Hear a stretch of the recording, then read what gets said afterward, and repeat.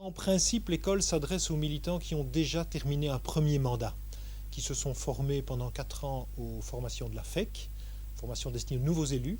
Et puis alors on s'adresse ici à l'école syndicale aux chevronnés. Il ne faut pas venir pour régler toutes les questions de l'exercice du mandat, il faut vraiment venir pour comprendre des mécanismes, comprendre l'histoire, l'histoire des idées, avoir la volonté de s'initier sur ce qui se passe par exemple au niveau politique, accepter de remettre en question ses grilles d'analyse, ses préjugés, etc.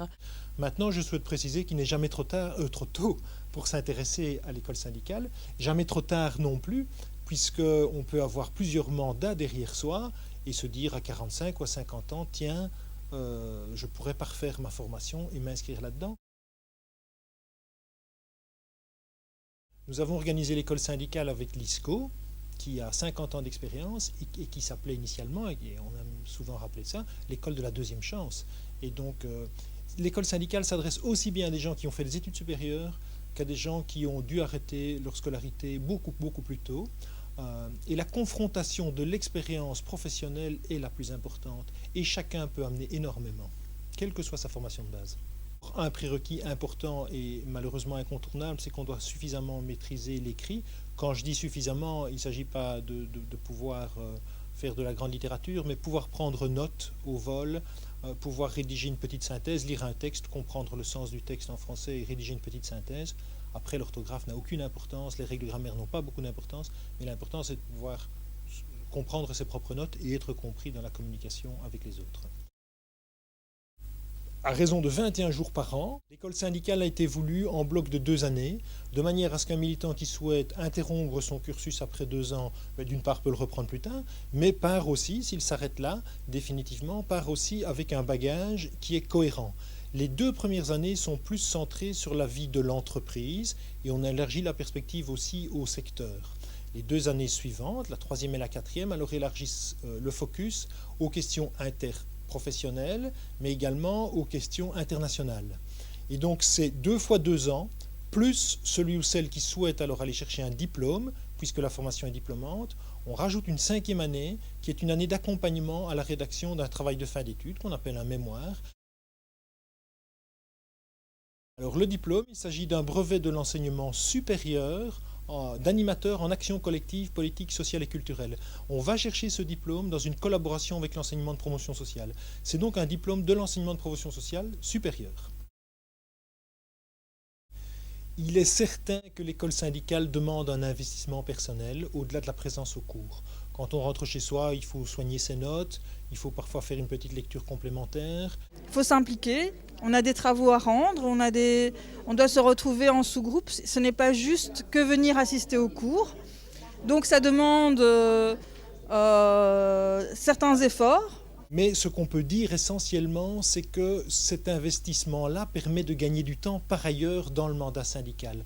Tout ce que je fais pour l'école syndicale est au service de mon action syndicale dans l'entreprise. Le cours d'économie, par exemple, toujours en première année, est axé sur d'abord la compréhension des mécanismes économiques de base de notre économie de marché, mais également sur la lecture des informations économiques et financières de sa propre entreprise. Et donc le temps que je vais passer comme étudiant à piocher dans les informations économiques et financières de mon employeur vont me permettre de mieux connaître mon entreprise et d'être plus pertinent, soit dans mon équipe syndicale, soit directement dans le mandat que j'exerce. Je me sens mieux préparée par rapport aux informations de base qu'on reçoit en CE. Je pourrais mieux les décortiquer.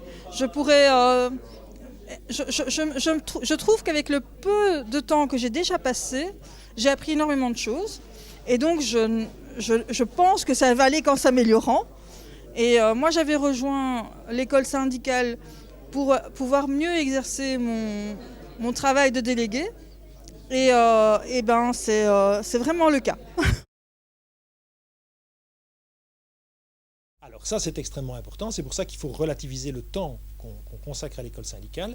Il y a bien un travail personnel, mais le cœur de l'école syndicale se déroule pendant la journée de travail, de 9h à 16h, et ils sont libérés de leurs obligations professionnelles par 2 mécanismes, le congé éducation payé et le crédit syndical. Donc, on vient pendant son temps de travail, on est payé, on bénéficie d'un repas offert par la centrale le temps de midi, Et les frais de déplacement sont payés également. Tous les frais de syllabus ou d'inscription au Minerva LISCO sont pris en charge par la centrale. Et donc je dirais, à part acheter un bic et venir avec un bloc de feuilles que nous ne fournissons pas, il n'y a pas de frais pour le militant.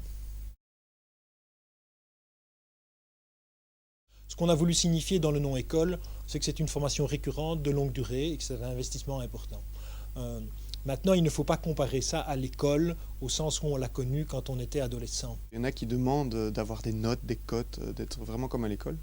Or, en effet, ce n'est pas du tout l'idée de formation d'adulte, où c'est une formation vraiment qui accompagne en permanence la réflexion sur leur expérience de terrain.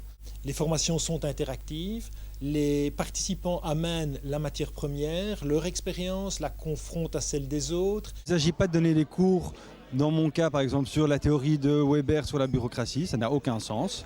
Mais par contre, justement, de partir de la réalité de ces entreprises et de construire tout le corpus théorique à partir de ça. On arrive d'office à des contenus différents parce qu'il y a justement cette spécificité des différents militants. Donc il n'y a jamais une classe qui est pareille, jamais une année qui est pareille. Dans les groupes actuels, ce n'est pas les militants qu'on voit partout, ce n'est pas les militants qu'on voit souvent, et donc on apprend beaucoup plus sur la réalité de ce qu'est un militant de base, pas les militants qu'on connaît partout et qu'on côtoie tout le temps, mais les militants qui sont eux dans leur entreprise, parfois tout seuls, parfois dans des petites équipes, parfois dans des équipes qu'on ne connaît pas bien, en tout cas ici quand on est au secrétariat général.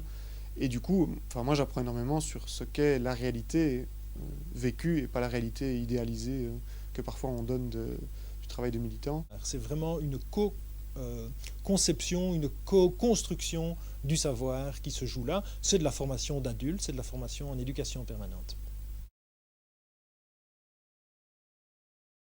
Un premier réseau, ce sont évidemment les animateurs. Quand on a fait un cursus complet à l'école, on a été en contact avec une trentaine d'animateurs différents dans des disciplines aussi différentes que la sociologie, l'économie, le droit social, l'histoire. On peut toujours demander conseil, on peut expliquer ses problèmes, on peut toujours compter sur eux aussi.